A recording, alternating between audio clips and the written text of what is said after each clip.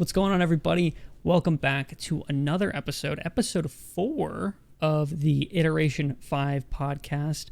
And this week, we're a little short-staffed. There's only 3 of the Iteration 5, but we're joined by a special guest known as Jag. Jag, you get a little bit about yourself.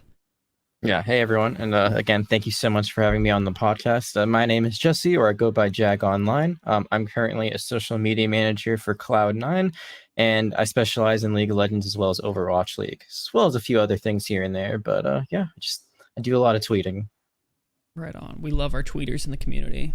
They don't get enough love and respect because you make a banger tweet and you can't quote retweet with like, oh yeah, I loved making this. Like it doesn't. But yeah, so do you want to quickly apologize before we get in the episode? We've been gone the past 2 weeks. A lot of stuff have happened, and we're short-staffed. People just were gone, and we didn't want to do episodes with 2 people on it. So yeah, but we're back. We're ready to go. And I'll be honest, the real reason is because I shaved. We're waiting for my hair to grow back. That was the whole thing. But yeah, I don't have the notes in front of me. I'm so sorry. Let me pull these up real quick, and we can get. I believe it's 20 questions first. It is 20 questions. 20 Yeah, questions. 20 questions. All right. Well, I know what my thing is. For the viewers that haven't seen an episode before, I come up with an esports item, or whoever the host is of the round, and everyone else has 20 questions to try and figure it out. And I just got flashbanged. Let me get the tally counter up. Use this. This website should sponsor us, to be honest with you. Yeah. Right after Jersey Mike's. Wait. Who's still on that? Yeah, I'm still on that. Yeah.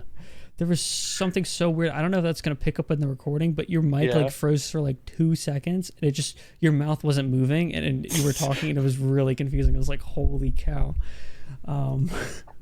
Anyways, I'm actually a puppet. You know, there's someone behind me that makes me. Yeah, no, I'm not real. I'm the doll for Ventro. That's where Sai is right now. That's why he's. That is why he's not here. That makes sense. It makes perfect sense. All right, I got the tally counter up. I got my item. Let's get into it. Okay. Can you eat it? No, you cannot eat it. Bad question. We already did Lucio's. I guess I'll go next. Can you hold it in your hand? No, it is not a tangible object. Can you look at it like on the internet? Yeah, I mean, yeah, like just the way you would be able to look at anything else. Okay, that was pretty dope. Actually, I take that back. Can I go again? Try number 2. Let's try that one again. Is it a small item? It's not tangible. But I guess no. Like I'll go off your question. It is not small, whatever it is. Is it a program? No, it's not a program. Not a program. That like takes away like my questions. Now I'm trying to think of another one.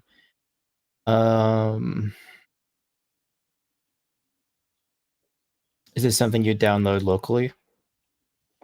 No, definitely not.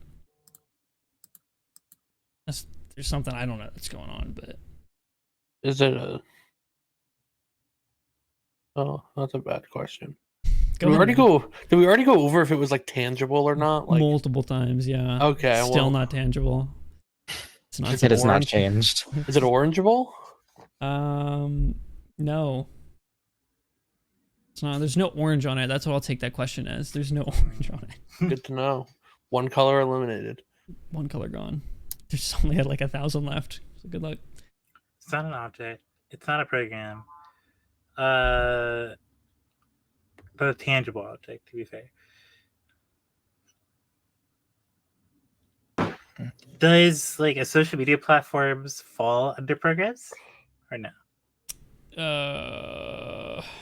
It's not a social media platform. How about that? Okay. There we go. Is it something that happens in a game? No. We're on 8, by the way. I feel like I picked a really easy object this week. You guys are just missing the mark really bad. It's an object? Or just but item, it's not tangible. It's just a thing. Sorry, I just said object. It's It's not an object, I guess. Is it commonly used in a sentence?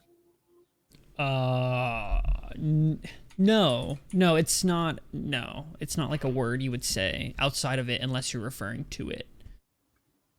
That makes sense. Yeah, it does. Okay. Is it something you would say like while gaming? No, probably not. Unless you're still, again, trying to specifically refer to it, but no. Oh, it's something that happened. I can at least tell you I've never said it while gaming. You need to up your vernacular. Wasn't that funny? It wasn't that funny. I don't know. It got me. Not a program. It's not a person. It's not tangible. It's not in a game. 10, by the way. Could be 11, but we'll just call it 10. It'll be 12 with Momo's question. Okay. Is it something any of us have interacted with before? Absolutely, yes. Okay.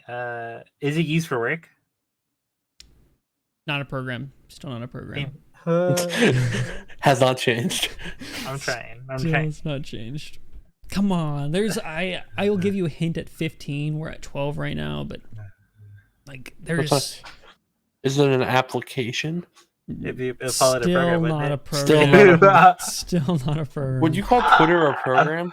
I already said it's not a social media platform. Yeah, but would you call it a program? No, I guess I can see where you're coming from on the application, but it's not an application. No, you don't have to count it. I'm You're not. good. I'm counting it. Oh, shut up.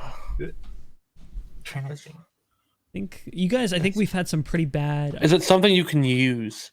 No, it is not something you can use. We've all interacted with it before, though. You didn't say all of us. Yes, I did. Okay, well, some of us more than others, but yeah, in some way, shape, or form, we've interacted with it.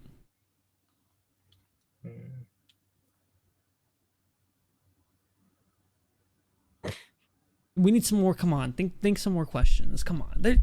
All I'm thinking of are questions. There's Bad one news. section that you guys have not gone down, and it is killing me. Is it wearable? No, it's not tangible. No, it's Ah. there's one section of esports you have just not gone down. It is killing me. Is it the name of a league? No. You're more. I'll tell you, you're more in the right direction though. We said it wasn't related to a game, which really stumped me. What? When did we say that?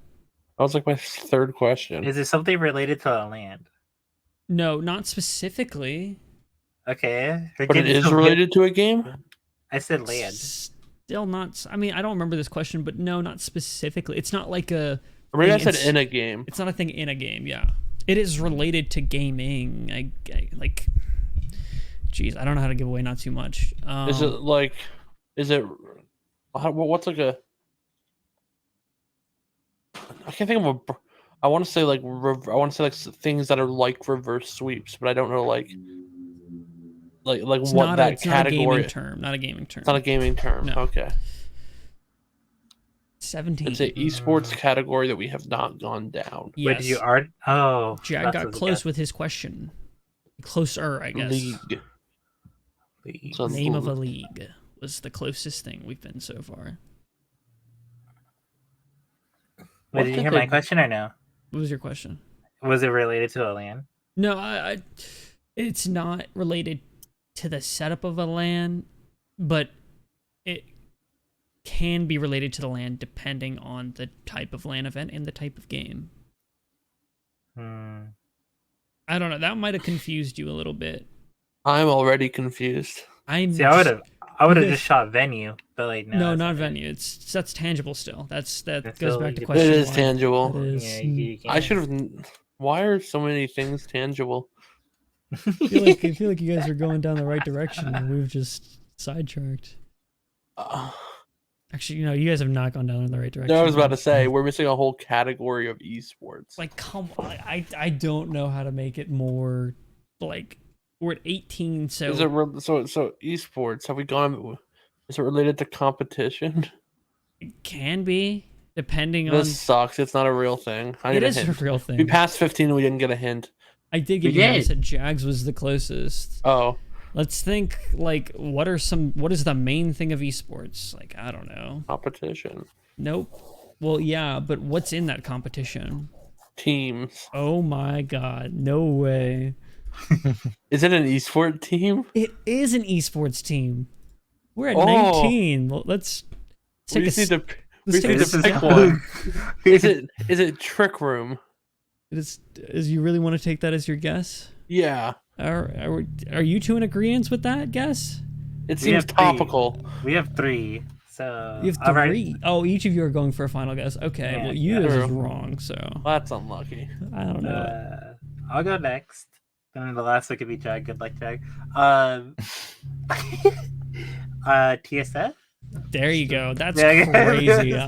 No way you picked TSM. That was legitimately going to be my guess too. So I So I'm actually feel just good about stupid. that. like It's just me. I'm just shocked that you guys just didn't go down the route of brands like once. Like it was just I don't know what Well- kind of harm we've done in the past 20 questions or what, but like I guess to me, like in a way, a brand is a tangible thing. So like that's Yeah, why it that feels so kind of you threw tangible. me can't off. hold a brand in your but hand. That's tangible. I can hold the product of a brand. Yeah, though. What product of TSM are you holding in your hand?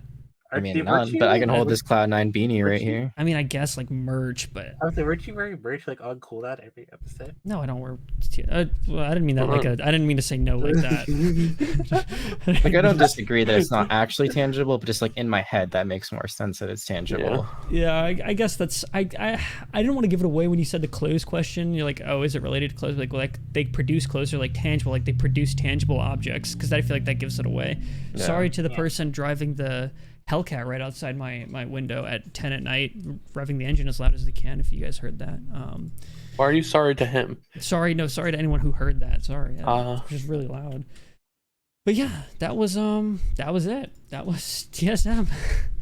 But hopefully next week that'll get us in a new mindset. But what happened this week? Let's move on. We won't do multiple 20 questions because that one took a while. This week in esports, probably the biggest announcement in 10 years for gaming, CSGO 2 has come out. It's not a big announcement. You're wrong. What do you mean? And I think It's the day it got announced, it broke player base records, right? All-time Yeah. peak with 1.6 million. I think it's cool. All the Not- pros I've seen so many people complaining about like hit registration and like the new tick system and like A billion, right? I don't think it hit a that'd billion. be crazy if it was billion. No way. I Okay, don't yeah. think it hit a billion. Definitely no. million. That was a dumb thing by me. Yeah, no, I've seen a lot of stuff about it. As someone who used to play CSGO competitively, like it's exciting, but it's also very clear that it's in a beta, and it's definitely not even remotely close to esport ready right now. We just gotta stop calling things that are just really big updates game 2. Like Overwatch already made that mistake. Like Well, we had Team Fortress 2. Like I feel like that's well, where it started. I wasn't. I mean, maybe yeah. I think Madden literally does it every year. They just True. add a new year to it. Holy shit, that's the debate right there. That just ends. I've never thought about that. I mean, I've thought that they make the same game every year, but it's the same thing. It literally is. Yeah, it's just like a roster update and maybe like a new feature. Maybe. What do you mean a new feature? It's a feature they take away and add Do we back. strive true, to be true, sports games though? Like, is that our goal? I mean, considering there's probably where most of the money is in like That's actual fair. outside of mobile gaming, outside of Candy Crush. Mobile gaming for the win. Mobile game go Clash- crazy. Clash Royale. What is that? What is that one? Free Fire. That game goes crazy. That I game. saw like some like motion design for that game that someone did for like Liquid or something, and it was just like the craziest thing. I was like, where did like Free Fire come from, and why does it have like It's like the biggest mobile game out there, I think. yeah? Outside of PUBG Mobile, maybe. But My anyway. most used app on my phone is the reading app. really, Yeah, my most used app was like. Do you guys know the game? Hold on. I don't know what it's called, but I play it every day. that's a issue. Spades. Oh my gosh, I'm so dumb. You know the game Spades? Love Spades. Yeah. Big Spades guy. Anyways, so CSGO 2 happened. It got announced that it's coming out in June or July. So this summer, right? which kind of looks a little far away from being that ready. But hey, if they can kick into I think we're just used to Overwatch taking 5-6 years to give anything. So if they'll probably kick it into overdrive and be able to finish it on time. But Alpurim also happened. This was the first time in history we've been able to see Overwatch League teams play other things than Overwatch League teams, and I think for the mass use of the Redditors, they are in shock that a Contenders team can not only hang, but they can beat the 3-time champion San Francisco Shock. 2-time. 2-time. Yeah, Are they only 2-time? 2-time. Only Yeah. 2-time. Back to back. They were in finals last year, but they lost to Fuel. I guess they are only 2-time. Why did it? 2-time back to back. Was there a player Took on the Shock repeat. that was a 3-time champion? They've only won twice, so no. Well, okay, but what if they're on a team before that one? Think about that. They've always been. No one- No, I don't think They've They so. always won been what? They won without- season 2, and no one from the London Spitfire roster Yeah, was there no. for season 2. I don't know why I so- thought 3-peat. But yeah, you guys are right. They It were was going 2-peat. for the 3-peat. That's They didn't probably get what it was. It was that their big branding was the 3-peat. But yeah, so that's kind of cool. I think it's always nice. It gives more incentive, kind of, for OWL teams to make sure that they field a legitimate roster. And it definitely, I think the most positive thing is tier 2 support. We can see that these players in tier 2, they're not that bad. They're pretty good actually. As contrary to many Reddit users saying that they could make a Contenders team if they tried for like a month. But no, it's not that easy. It's a very competitive game. Awesome to see that, because I think in Valorant, tier 2 and tier 1, back and forth all the time, right? Even League sometimes, like League, you'll see challengers teams, they'll swap their players back, and like TSM, they swap their players back and forth, not because of any other than they can hang, right? And the main piece of news this week, Apex Legends Sun Squad Collection event is coming out, and with that, the Loba swimsuit skin, which has been highly anticipated since Loba has come out in Apex Legends. So massive W in the gaming community, pretty much bigger than CSGO. But no, all weirdness aside, yeah, man. it was a pretty funny tweet. If you guys saw that, the Apex, they tweeted 10K likes in 24 hours or something like that, and they'll release a swimsuit skin for Loba. I got 100,000 likes in an hour. So they didn't even say for Loba, they just said the swimsuit skin, and people crushed it. And so I think it was a little funny moment in the gaming community. But I think that's it. If anyone has anything else that happened in esports this week, anything jog your memory? Yeah, really. No. All right, cool. Well, that was it. Yeah. Which leads us to our 6th man of the week. Now, this week we're gonna have 2. We've decided from now on we're gonna let our guests, if they want, to have a 6th man of the week that they can give out themselves. Give a little shout out to whoever. So, Jag, we'll let you open up with that. Who's your 6th man this week?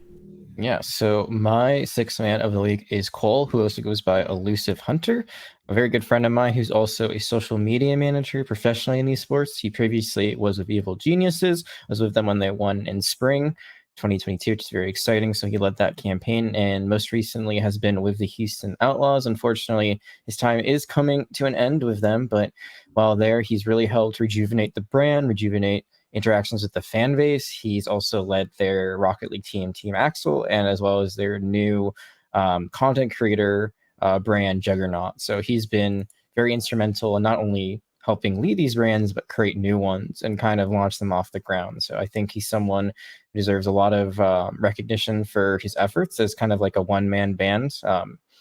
It's really hard to do it all when you're the only social media manager, and that's a situation that I've been in myself. There's a lot of stress and a lot of love that has to go into it as well to really perform at a high level like he has. So that's why he's my 6th man of the week.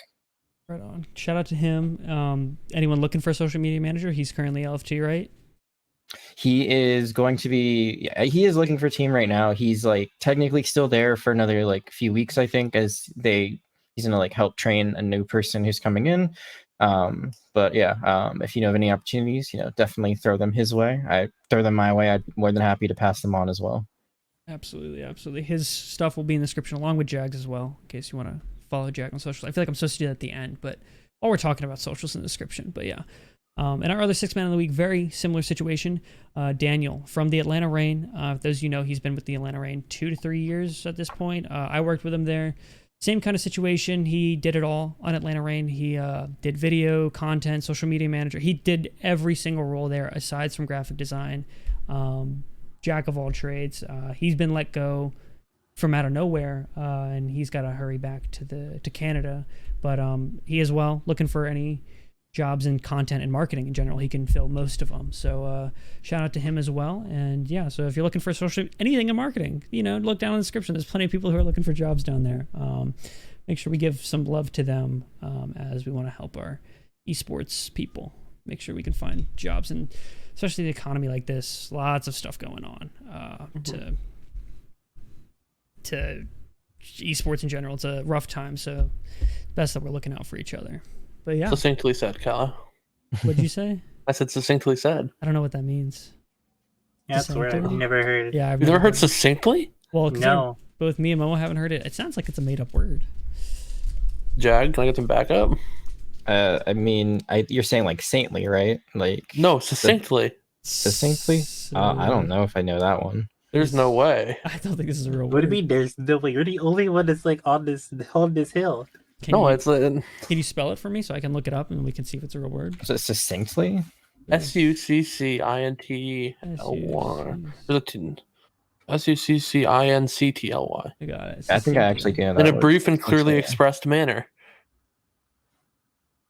I mean, Which I guess was a you joke right. because you tried to say esports employees for like 5 minutes and put out esports people at the end. So I made a joke and said you succinctly said it. Anyways, yeah, it's a word. Go on. I will at least give it to you that you did it properly, because if you used that word and used it wrong, I would have made fun of you for the rest of the podcast and just continued to say the word. But you're right. You get one, Cage 0. But yeah, let's get into the main topic. We're here with Jag today, right? Obviously, that's new. He's not one of the hosts of Iteration5. No offense, Jag. Maybe one day you can be as cool. Maybe one day I'll be cool enough, yeah. But go ahead, give us. You gave us a little background. Give us some big background. Who is Jag? Give us the Jag lore. Yeah, sure. So, I mean, for starters, like video games have been a part of my life really since I was about 10 or 11. I got my first Game Boy, and I was super into like Pokemon when I was younger. And eventually over time that kind of leveled up. I got really into Call of Duty when I was a teenager, like 13. It was basically my life. Get home from school, play with my friends on Xbox Live. Used to be a console player. Very long lifetime ago, it feels like now. I didn't really get into esports until about 2018, actually. I knew esports existed. Like I knew there was a scene for Halo. I knew there was a Call of Duty professional scene, but I wasn't really following them or into them whatsoever. It was of Overwatch that actually was kind of like my first love, I would say.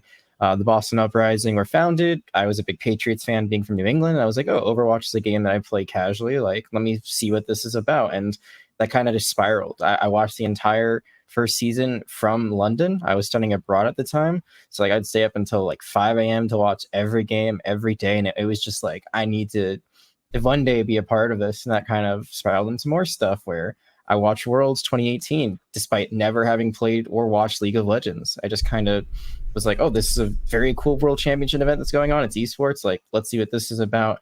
And that's actually when I became a fan of Cloud9, which is very ironic to where I am today. But as that kind of kept on rolling, I found out there was an esports club at my university. I found out, there's a lot of like for fun leagues that you could be part of. So I was playing in leagues like Tranquility for Overwatch. There was a bunch of other stuff that happened as well, like other leagues I played in. I played collegiately. I was on Epoch for a while, which I know you and I have talked about. Nocturnal as they were renamed. I was like a team manager for them, running kind of their more for fun team because they also try to have more professional teams. I got into casting somehow. Like I just said, hey, this would be fun to talk on air about Overwatch. I feel like I know enough about it, and I did that actually. That was kind of my big goal. I didn't want to do social media at first. I was trying to become a caster, and I did that for a while, like a year and a half, semi-professionally / professionally. I got up to contenders trials. I worked with Blizzard on a few different events. I did a lot of collegiate stuff. At the same time, I was helping my collegiate program like run broadcasts themselves, team manager stuff for them as well. I was doing freelance journalism at one point, so I kind of did like all of these different things, and then it sort of seemed to fall into place of social media. I was a journalism major, so being a wordsmith is kind of something I was already used to. I had an opportunity to I was used to work for the Charlotte Phoenix originally. My friend Rebecca was with the Uprising at first, and then she left to go for the startup team, the Charlotte Phoenix. So I got to be an intern with them. From that, I was at Revival for literally about a month doing League of Legends for them. I actually wanted to do Overwatch. Like, hey, we have a lot of Overwatch people. You know League. Do you want to do this? And I was like, sure, why not?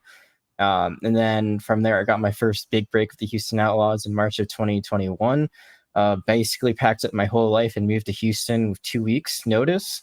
Didn't work out there. Ended up at Team Envy with the Dallas Fuel, also doing Envy Rocket League and Envy Smash for Wizrobe. Then selling more into the Dallas Fuel right before the season started. Then I got a really cool opportunity of Cloud9 from there to work on the League of Legends team. And that kind of takes me to where I am now, where I've also taken over the duties of the London Spitfire and previously have worked on Cloud9 Valorant and Cloud9 White. So it's kind of like this long list of all these different jobs and different positions and different companies I've worked with has all led to where I am now. I've essentially worn, I can think of like almost every hat in esports except for being a professional player.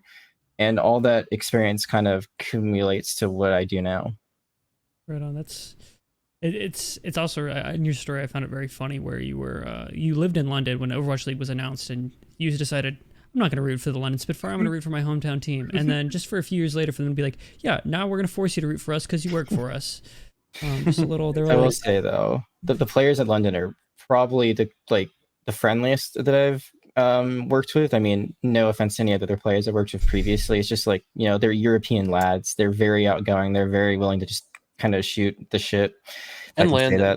Landon's the yeah, goat. I mean, Landon's the NA goat that, you know, it's crazy like how that whole situation happened. How he ended up on the team and like ended up being one of the best flex supports last year in NA. So that's like really cool for him. But just like, yeah, it's great to talk to them and kind of establish this rapport of them that I didn't really previously have, despite being local with some of my other teams. That's Question. Oh no, you go ahead. Question. For Jag specifically, what color was your Game Boy?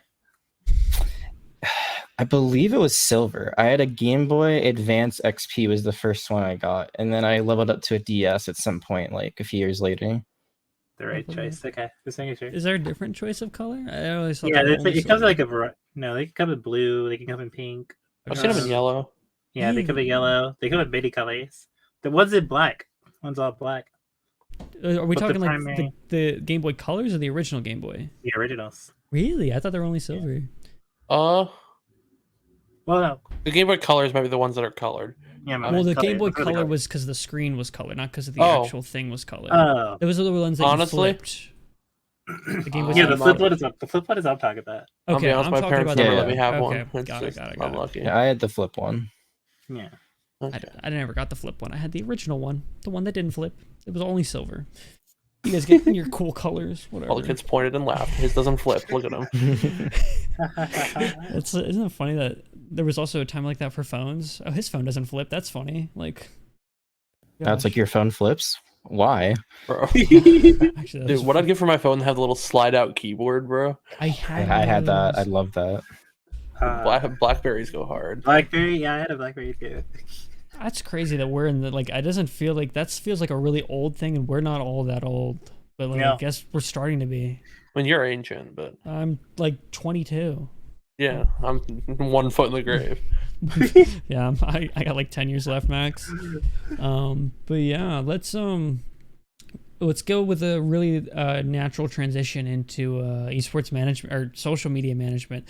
A lot of people know that they exist, and they, you know, I'm sure there's a point in my life where I thought all they do was hit the tweet button and maybe mock up a few tweets here or there. But Jack, can you since we're all ignorant graphic designers, and I'm sure a lot of the listeners are a little ignorant as well, what is like the daily task of an esports social media manager? Like, well, what are we doing? Yeah, so I do nothing. No, I'm kidding. So generally, I think the most important thing is like I log in, you know, whenever I wake up, and the first thing I do is I kind of like search through what happened last night. Like sometimes our players stream, so there might be like a clip I can find. Sometimes things happen like overseas, like, you know, especially for league, like maybe the LCK or LPL had like a really big game. You know, so kind of like I'm finding things early on that I can react to early in the morning, and then I kind of move on from that and focus on what I have to do for my day. I usually have a list of things that I have to do, and this can just kind of there's a different variations of it, but generally like the big things that I'm focusing on are on like partnership requests, working with graphic design for the things I need, working with content to put out the things they do, making social plans for what I'm going to be posting for that week, and then preparing for game day. And then throughout all of that, I'm also again like searching through Twitter to see like if there's anything it can react to, if there's anything I can post about, if there's any big events. Sometimes things just drop, and like the first person to react to it's gonna get a tweet that blows up and gets like 10,000 likes. So it's a combination of planning very far ahead while also focusing on what's happening right now, which is a very broad description, I'd say, but it really does vary day to day. Like I guess I could talk about what I did today, for example. Today I started playing out for our LCS game that happens on Thursday. So like starting to build up some memes for it. I make a storyline document for myself, which is kind of like, all right, these is like the things I want to talk about, because I do see social media as kind of like a storytelling element of, we have an MVP candidate. This is the second team or the second best team in the league. We've played them a bunch already. There's a big thing between Berserker and Prince about who's the best AD carry in the league. Beyond that, I was also going through a bunch of stuff we're doing for a 10-year campaign. So we're kind of highlighting 10 years of Cloud9. So I was looking through all of the cool things that have happened in April in the last 10 years and kind of deciding, all right, we're going to highlight this, we're not going to highlight that. And then also just like getting ready for what's going to happen in Raleigh, because no matter what happens, we're going to be going to Raleigh for the LAN event, the big LAN finals that are happening next weekend. So kind of working with marketing to make sure everything that we need is ready to go. And if it's not something we can do now, like what we'll be doing while we're there. Right on. I think that's a lot. That's a lot. I'm going to say it is a lot. I remember there was a debate, I think a year or two, maybe 2 or 3 years ago, and it was in the Overwatch contenders community about, it was graphic designers versus social media managers. I don't remember how it sparked, but it was like whose job was harder. And I'm being a graphic designer, I was on the graphic designer side, but working in tier 1, it's crazy. Like the social media managers, like those teams are like the glue. Like I guess management's in your name, but you do a lot more management than I would think you would, right? Like, yeah, I think the big thing is like, and I don't mean to disrespect anyone who works in tier 2. Like I came from tier 2, so I know exactly what it's like. I do think there's a little bit less work there because generally you're only managing one team, one platform, and there isn't as much going on necessarily. If you're not in the contender season or in some other tournament, there isn't as much to post about, right? When you work for a tier 1 organization, there's a lot more going on constantly. I mean, Cloud9 has multiple teams, so even if there's nothing going on with League of Legends, I might be helping out with another team. Like I said, I work on multiple teams as is, so even if there's nothing going on for LCS, like I could be like turning my attention to the Spitfire and like making sure that I'm keeping that account active. And it's also multiple platforms like Twitter, TikTok, Facebook, YouTube, LinkedIn, Tumblr, Instagram, and like you want to keep all those active at all times. So there's a lot. I think this is what I would say. There's a lot of work that both sides do. I think graphic designers also do a credible amount of work, especially working with very talented people who I request a lot of, and they always deliver. I think their work is more evident. Like you see it, it's the final product, where social media work is more the behind the scenes. You might see the final tweet, but you don't know what like went into planning that and then, executing it. Yeah. Again, I find it interesting when you brought up that you approach social media as like storytelling, because that's how I usually approach like graphic design, specifically storytelling, and like telling a story through the artwork and stuff like that. So it was like interesting to hearing your perspective on that, because I talked to many social media managers before, and like they're like, oh, it's meant to be funny, it's meant to like get engagements. What's like the best thing to do to like get people to interact with you? And like hearing you say you're mainly focused on telling the story was like intriguing to me. Yeah, I think it's a mix of both. I think you could say like, maybe a funny post is like a one-off story. Not every story has to be in long-form storytelling, excuse me. But I think generally when I think of like a team and a brand, like that is a story you're telling. You're telling a story of the competition and the players, and like kind of how you get from like A to B and then B to C and et cetera, et cetera. I think there are those opportunities, like again, like when a really like opportune moment pops up, like the Kiriko skin, the one that came out for One Punch Man, put out like literally it took me like 5 minutes to make that edit, and it got 10,000 likes. And that was just like I was able to react really quickly and just get it out. But that's not like long form storytelling. I'm not going to bring that up again. And maybe like my long form storytelling for the Spitfire as a whole won't get like, a post like that with that many engagements. But it's still kind of the story you're telling throughout it that I think is more important than sometimes necessarily the numbers you get at the end of the day. Yeah. That's like interesting. I kind of like wonder about like sort of tying into that how like brand voice like changes across the different teams that you manage. Because I feel like when I think of Spitfire, I think of like a little bit more like silly, like kind of memey, like tied into like the inside like jokes within the community. But then again, that's kind of I'd say a trend for Overwatch social media in general. Is the teams that are really getting lots of interactions are pretty tied in closely with like how the community jokes about things. But then when I think of, granted, I don't follow League of Legends as closely, but I think of like C9, the C9 LOL account. That account seems like a little bit more serious, but still with like memes and jokes intertwined. Obviously, I'd rather hear your opinions on it than mine, but It's go interesting you ahead. say Give the that. rundown. Because, like, honestly, I kind of feel the opposite about how I've been running them. I think the League account actually is a lot more memey and a lot more like, we're going to make fun of everyone, including ourselves. I think Overwatch in general is like not a community where you can really go after like individual players. You can do that in League easily. Like, no one's going to like call you out for it. Like, I made so many jokes at the expense of Double Lift, and I'm so sorry, Double Lift, because you were a very talented, extraordinary player, and we were like very close in age, honestly. But I will always make jokes about him being old, despite the fact that he's really not that old.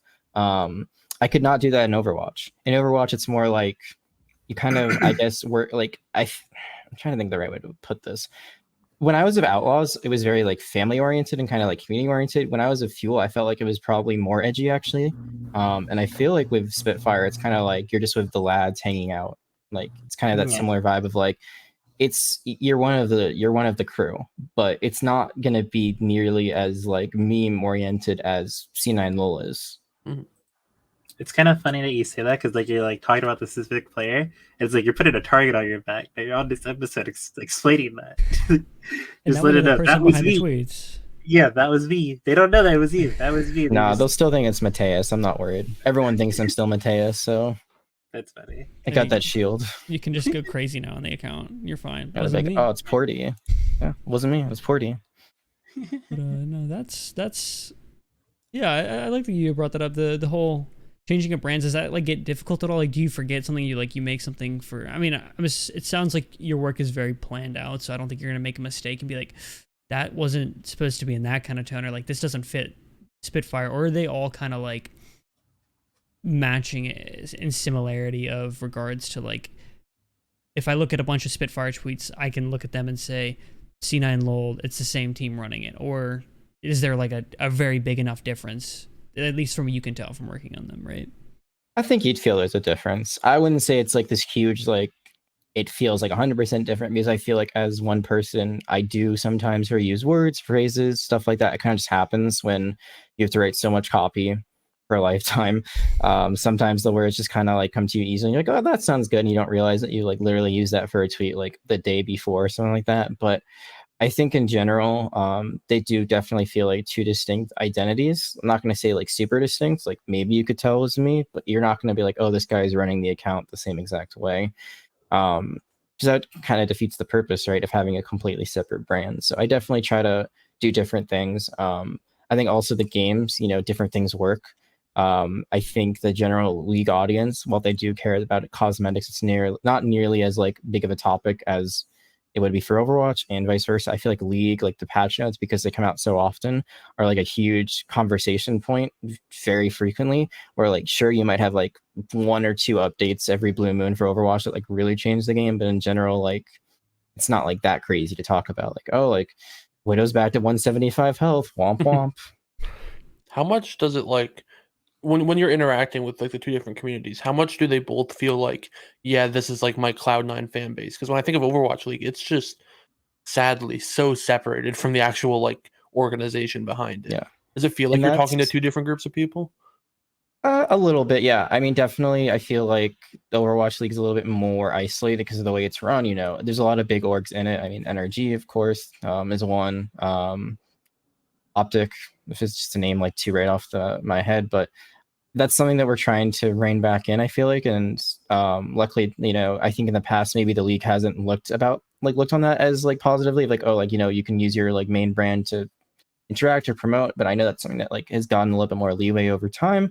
I mean, if you look at the banner for Spitfire, we have Cloud9 on it. We had Cloud9 on the jersey this year. So it's definitely a goal to kind of bring in Cloud9 fans to Spitfire and vice versa to have that crossover.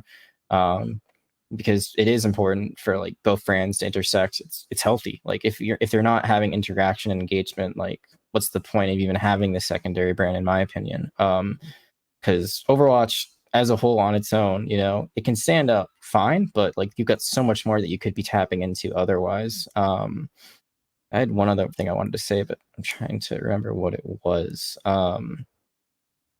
Maybe it'll come back to me. But for our legacy campaign, like we have done a lot of crossover too. Like the stuff we've done for Spitfire has the Cloud9 10-year watermark on it, and we're, you know, having more like stuff on the main account with the Spitfire. So I think that's really cool, and hopefully something that we continue to do. That gives me a question. We talked about this, and because we had a debate on this, but episode 1, I think, or 2. It was one of the episodes we talked about the problems with franchising and whatnot. And one of the biggest problems for Overwatch League is that London Spitfire, you don't know they're Cloud9, so you don't get the Cloud9's fans coming over. And then there was the debate of, is it better to get 30% of Cloud9 fans to watch Overwatch League, or is it better to get 0.2% of London to watch Overwatch League? Do you, not that you know exact rates or anything, but from being one of the teams that I can say probably London Spitfire is probably one of the only teams that's outside of maybe the Fuel, is one of the only teams that I feel like interacts with their main org a lot. Do you feel there's a lot of like impact actually in the crossover and trying to get the Cloud9 fans? Like, do you feel like it's working? Has there been any trends or anything like that? I'm just from a curiosity standpoint, not that it's mainly part of the segment or anything. I'm just really curious. Yeah. First, I just want to talk about what you said about Fuel, because as someone who was there, I feel like when it was still Envy, that was a lot of crossover. I feel like with Optic, it really hasn't been the same. Like, for example, personally, I was actually pretty annoyed that like Optic did this like year-long video for 2022, and you know it wasn't included? Fuel winning Overwatch League. So I don't know exactly what's going on since I've left, but I do think there is missed opportunity now that the brand has changed over. However, to answer your question, yeah, I feel like it has worked. We did see a pretty big growth over the last month with some initiatives to try to engage the community at large. And I think that's something that we can keep doing. I think there are honestly generally just Cloud9 fans who have no idea that Spitfire is connected. I have friends that have been fans of Overwatch League since its inception, some that are even based in the UK, and they had no idea that Spitfire was run by Cloud9. So I think that is a bit of like a missed opportunity from Cloud9 as a whole, as well as the league. But you can't cry over spilled milk. All you can do is kind of try to bridge that gap as time goes on, and that's something that we are going to continue to do throughout this year. It's something I always thought was odd, like especially like just like I was looking just to see like the connection between the two, and like even in Cloud9's like bio on Twitter, they have like C9 Val listed, C9 LoL listed, C9 CS:GO, but they don't have Spitfire tagged, which is I always thought it was kind of like. But if you look at Spitfire, you'll actually see that Cloud9 is tagged, which it was not a thing actually until very recently. That's a little crazy. I'm glad you guys are doing it now, but I feel like it's just such an easy opportunity. Unless like you're ashamed, just hide it in the corner. Ew, like, Overwatch. I mean, there's some teams that are definitely like that. I won't name names, but teams that have been trying to get rid of their OWL and CDL teams. Obviously, right? They're kind of pushing those because they don't like them, right? So, but I've always felt London has been a very like brand that is cared about, right? Since I feel a lot of the season 1 teams are. For the most part. You also have the affiliate badge now for the affiliated organizations. So all of the other accounts, including Spitfire, have the Cloud9 affiliate badge. And actually, like when I was a fan, like I remember like that Cloud9 Overwatch used to do stuff like with their CS:GO roster. Like I remember there was like that video they had where it was like both teams trying out each other's game and playing together. Like that stuff, that'd be really cool to do. I don't know really how possible it is like nowadays of like, you know, one like for fun like budget stuff, but also just like time, because like everyone's like all teams are super busy practicing, you know, all the time. Like being an esport athlete is not easy whatsoever. Like it's like 10-hour days of scrims and VOD review and stuff, but like if the opportunity is there, like the more engagement we can get, the better. The other day I actually did like a kind of crossover tweet between C9 LoL and Spitfire, where like I knew it was Mirror, by the way. Like someone told me ahead of time that it was Mirror, but he's using the account C9 Fudge on Overwatch, and he got number 1 on NA. So I made like a joke tweet about it. and good growth for both accounts through that. So the more stuff that we can do like that, the better, because it's all Cloud9 at the end of the day. It's good to hear. That's all. Like I don't ever think about social media management. Like, to be honest with you, like I just don't think about like what my coworkers do, and it's just really cool to hear like that. I oh, my computer just turned off. Okay, we're back. Sorry, that really scared me. That threw me off. It's just good to hear that kind of stuff. That it's obviously we're all biased. We love Overwatch, so it's good to hear that. I feel like Blended Spitfire, from what you guys have done in the past and from what you're saying, what you're doing, I mean, you guys are definitely probably going to be one of the longest standing, unless like some massive team comes out and like, I want to buy you guys for 50 million. Then maybe not. Maybe you guys won't exist anymore. But I'll take 50 million for my Overwatch League team in a heartbeat. No offense if I owned one, but yeah, It'd be a good investment, a good buyback. Yeah, I think that. I mean, it was what, season 1 was only like 12 million buy-in, so that's 48 million or 38 million profit. Take out a few expenses, probably 30 million profit. I would love $1 million. I'd love 100,000, to be honest with you. I'd love $20. Anyways,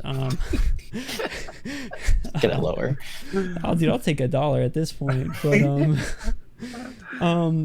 there's something you talked about earlier about with the copy. You're writing a lot of copy and whatnot. I'm in school still. I have a marketing class, and they tell me that to have a social media manager job, you gotta read at least 1 book a day, in a literal book, not like the amount of words you're reading. Like, you need to start your day. They say all successful social media managers start the day, they open a book, read the entire book, and then they get started with their day. Just because you need to practice reading. Is that like? Do you think that's actually a beneficiary thing, or something that needs to happen, or something related? Yeah, I'm not going to say a book, but I definitely think it is important to like open your day reading. There have been times where I've completely misread a tweet and just like waking up. So generally what I do, I said earlier that a lot of the time I'm scrolling through just to see if there's anything I could touch upon or maybe miss. I'm not generally posting right away, actually, because of that exact reason, because I don't want to misread it. And I wouldn't say a book, but I do read a lot of articles, a lot of news articles specifically. I get started to my day, whether that's gaming or like local news or national news, just like something that kind of gets my brain thinking and flowing and working properly. I think it is important to kind of get yourself surrounded by words before you start writing. But you don't have to go like crazy reading a book. That sounds like a lot of work and a lot of time wasted, to be honest, to read a whole book in a day.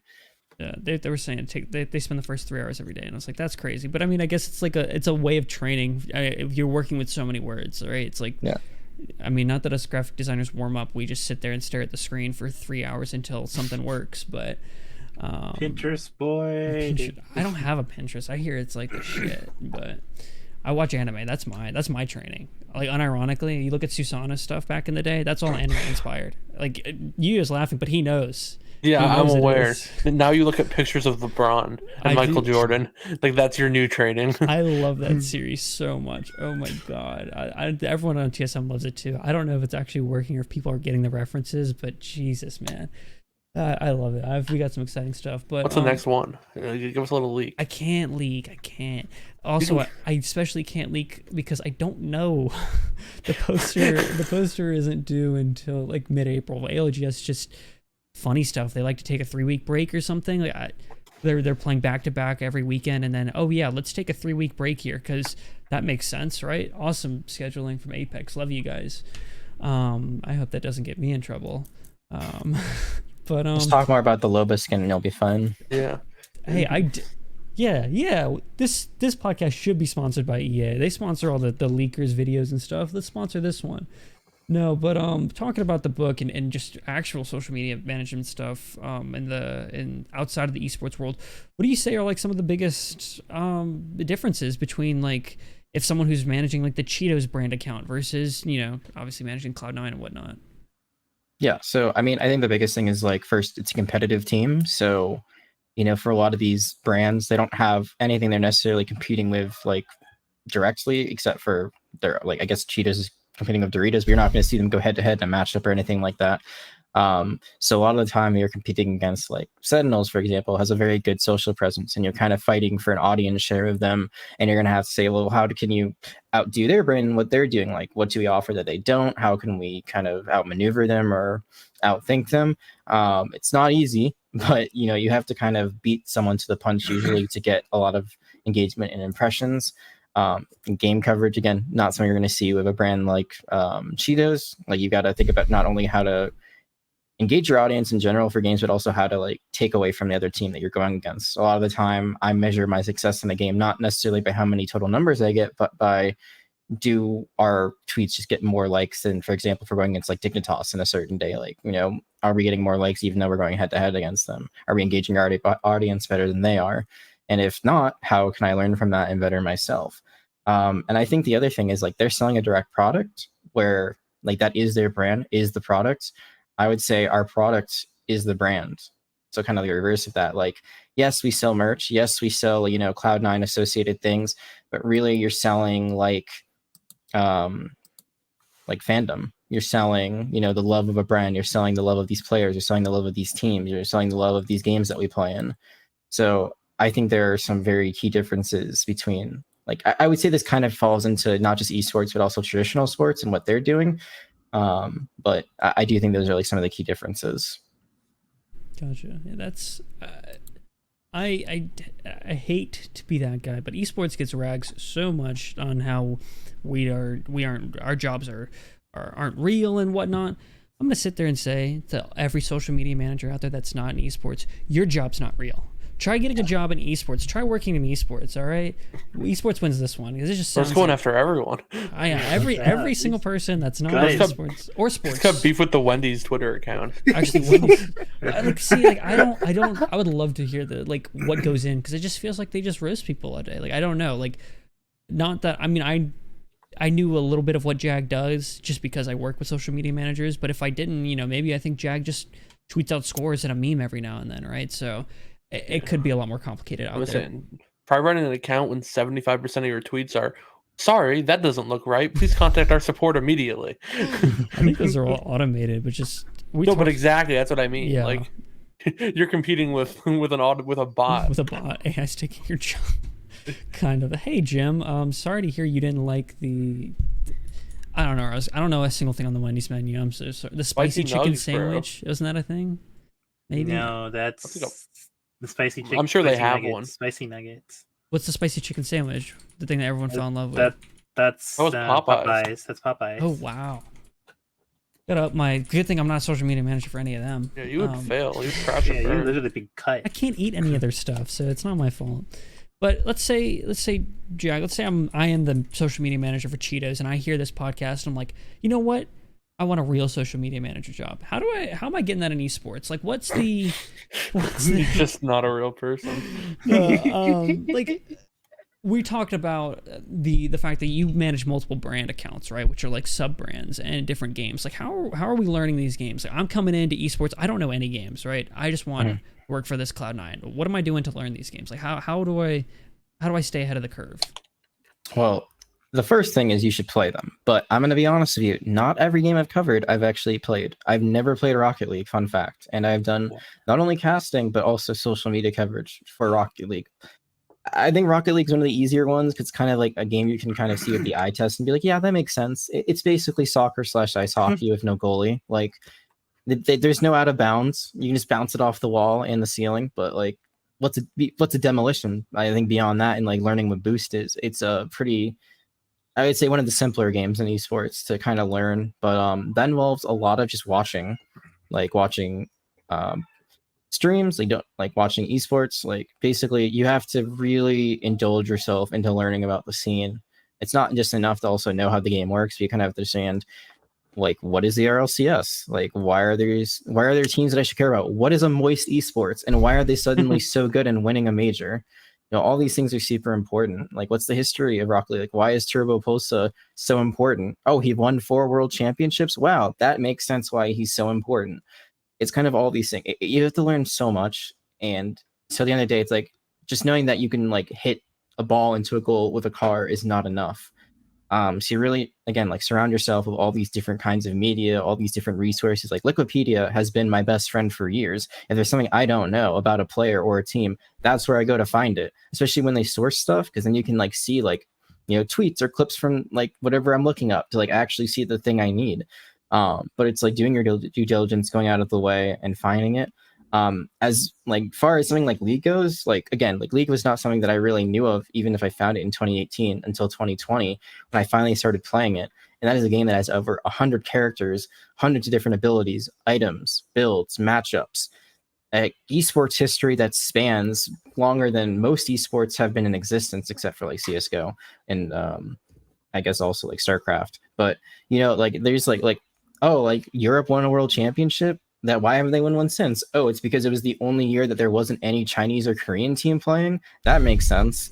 It's like all these like small little things that add up to this kind of historic knowledge, current knowledge of how the game works, current knowledge of like the players that are there. And it's like going back to Double Lift. Well, like why is this dude here again? It's because he's like one of the best players in NA history. Why does he maybe not like his whole team? That's a story for another day that we're not going to talk about. But it's like all that stuff is important to kind of know and understand these narratives that I help use to create a story. It's not just logistical part. It's not just like the mechanical aspects of the game. It's so much that goes into it. And the easiest way to start is to play it. And the next step I'd say is just get involved wherever you can. Like again, I did collegiate stuff. You know, as a volunteer, I was technically the marketing manager. And while I didn't run socials, like I learned a lot about like kind of like what our social manager did do for Northeastern University. And then I did it actually for some of the teams I played for in Tranquility, where I would like make my own graphics. They weren't good. I'm not a good graphic designer, but like I would like learn how to like make that kind of stuff and kind of learn the game from like watching their games and covering them. And practice makes perfect. It's not necessarily about where you start. It's just about like staying really committed to it. Like I started at the lowest level you could in esports, and I was able to climb my way up through a mix of commitment, experiences that I gained, and it's constant like know-how of where to find information and learn more about these games that I want to be involved in. Right on. Yeah, I mean that's sounds like a lot of work, but I guess like when you're working with it all day, like you're not expected from day one to know every single thing that goes on. Yeah. This is a 5-year process. I started in 2018 and just kept going. Would you say that you're, I guess, like starting in like a single game like Overwatch, does that help a lot? Just like kind of tunnel vision on one game, and then from there you just kind of, you know how games work, right? You know how the drama works. Like if you can understand Overwatch, you can understand any freaking game, because that thing is not easy to watch. Like I've tried to show my parents and they have no idea what is happening. I think Overwatch, unironically, is one of the hardest games to understand as an esport. I think it's gotten a little bit easier now that it's 5v5 instead of 6v6. You know, it kind of acts more as an FPS and a MOBA. But when it was 6v6, like goats, what is going on? They're literally just running into each other the entire time. And why does everyone hate Brigitte? You know, it's just like, but yeah, I think I was very lucky because I got into Overwatch at a time when it was most popular. So there's a lot of kind of like revenues and like resources I could look into. I used to watch a ton of streams. Like actually, I used to watch like Muselk and Loserfruit and all those Australian streamers that have kind of abandoned Overwatch now. But like watching it through them, like I learned how to play the game a lot better, or just kind of understood the game better as they talked about it themselves. And then like seeing it at the pro level, you know, it's a whole other ball game. But learning that one thing, it's kind of like, I would say, tunnel visioning one thing in general is the best way you can learn as a social media manager, because eventually you will have to be kind of this person who does almost everything. So if you can really perfect one skill at a time and then move on to the next thing and then just keep like amassing these amount of like these skills, these knowledge points that you need, you will eventually get to the place you need to be where you can kind of contest for these higher end jobs. I just had whiplash when you said Muselk. Yeah, you said Muselk. I was like, bro, it reminded me of what's the guy that played Soldier? What was it, like Baza Gaza? Oh my god! And he still like, plays. Does he? Yeah, well, Overwatch. He played Overwatch 1 like 2 years ago. I remember I still comes on my like YouTube feed every now and then. I'm sure he still plays. He plays quick play. I'm looking it up. I'm sorry for the audio. I also really like Astro Kitty. Yeah, 3 months ago, Overwatch video. Yeah, he plays Overwatch all the time. I just thought of Muselk and the World Cup and a travesty. Oh my god. The one Overwatch World Cup that was Content Creator World Cup was so interesting. He was, USA. I don't know what this is. I'm gonna be honest. This is where I'm lacking knowledge. In the 2017 World Cup was the first like World Cup. It was not very competitive. It was not. USA. You thought USA got smacked the previous years? Yeah, that USA year we got had like rolled. We had Siegel was like probably our best player. Siegel, God, Stir. yeah. Actually, that was the 2016 World Cup then, yeah. Oh, Not 2017. yeah. Wow. I've never. I guess it was before I got into Overwatch. So Canada and had then, like Pokeballs yeah. and like Wow. Rolf and XQC. you know, Poke is on TSM. Yeah, TSM Poke. I didn't know that until like 3 months after I joined TSM. I had no idea. It was so funny because then like Korea entered the World Cup and they were just tryharding. No, I mean not really. I mean they had Tyrong playing. Yeah, but like most of them were still relatively good. Fair, yeah. Like Ryu Jae Hong was on that roster. Did we It forget? was Rujay Hong. It was Zumba. Like I don't think it could have been even scarier. But It could have been, but like they still were kind of trying. So is it? Yeah. With the current World Cup, there's no like cash prize. Was it just like the Korea that basically? And this is not anything related to the segment, but it was Korea. Like, did they just start the hustle? I guess for the World Cup, and they're like, it became an ego thing when Korea came in and dominated, and then they're like, okay, well, we're gonna try now too. I Was think there actual Blizzard's incentive? method of invitation was different for the first one, if I'm not mistaken. Yeah. I think it was catered more towards streamers and content creators, and the streamers and content creators in Korea just happened to also be pros. Oh, That's only from memory, though. But I'm pretty sure after that, it definitely shifted more towards like fielding the best possible roster for your country. The pro scene wasn't nearly as developed. Like I think Yeah. Apex was like in its early infancy in Korea, so like not a lot of teams like I miss it. had pro team. Like there wasn't like a Team Envy, for example, like then that was like put together and ready to go. And they later on dominated like for competition early Overwatch League, but it just like the competitive atmosphere just wasn't the same yet, I think. Yeah. gotcha. Wow, that's sorry. I threw us off topic, and now I'm off topic in my head. I don't know what we were talking. We were talking about learning games, weren't we? We were talking about learning games. We're talking I about think learning games. I don't know. I think a constant that we'll find in like learning games or just like breaking yourself into esports like in general is kind of like what Jag talked about, where it's always sort of like this like you have to want to learn. If that makes sense. Esports is passion. All of it's passionate. We don't get paid enough for what we do, so I should be paid $1 million. I should be paid $3 million. Just one time. Wait, so why are you like 3-1 on me? Like, what's this about? I'm not like maybe I should be paid like $6 million then. Like I don't know. If you're getting paid $6 million, no, but no, seriously, I maybe people might underestimate how much social media managers have to know their game. Like, I'll give an example from TSM, and I apologize to social media managers because they had to deal with it. We won the R6 Invitational, and we were coming back for the next year's split. And I made an R6 video. I've never played R6, so I didn't really know much about it. I saw they raised this like hammer, right? That was the trophy, and so I used I don't even know the operator's name. I used some random operator, and I gave him the trophy. And the amount of like backlash on Twitter that our social media managers had to deal with. Funny that Sledge isn't holding the sledgehammer. Like, well, that's kind of weird. Like, well, I didn't know this guy held the hammer. Like it is crazy. Like, no offense to anyone on Twitter, but most of you suck. But offense meant like massive, implied. That's offense. Like and then the people that are constantly berate. Like, how do you deal with the people that are like, hey, C9 Jag, like, where's the roster? Like, can you announce the 6th-man Jag? Like, what's going on? Like, what are we waiting on? The good news is that generally, again, because like there's Porty and like Linku who are more well known, I would say generally like I don't get anything directly, to be honest. Like I think the only time that really happened was when I was with Outlaws. It's a smaller org and the fan base is very committed, so like they kind of knew me, and I was also community manager, so it was like very interactive with them. I think more so generally, I do get those comments like on the branding account, like Spitfire, for example, like where's the roster announcement? Where's the roster announcement? Where's the roster announcement? And if it was up to me, it would have gone out like 2 weeks before it did. But things take time. I can't rush the content team. They have other things they have to do too. Things happen. Like sometimes things get like held up in like revision. Sometimes things happen. We've got to push it back. There's like a million other circumstances. And generally, I just think of like, it's not me. It's not me that they're personally going after. They're going after the brand, and yes, I run the brand, but it's really not about me at the end of the day, and I have to remove myself from that.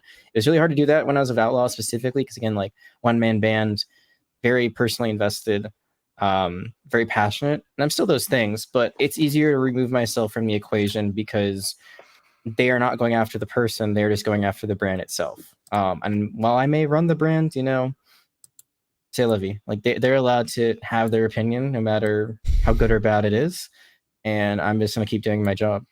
So like right now, if you were the Vegas Eternal social media manager, Oh. you wouldn't be filled Or- with rage every time you see a chicken under your post because Look. I don't run the brand and I'm getting annoyed. Yeah. Yeah, it's literally insane. Like I'm gonna lose it. I just First of couldn't care all, less.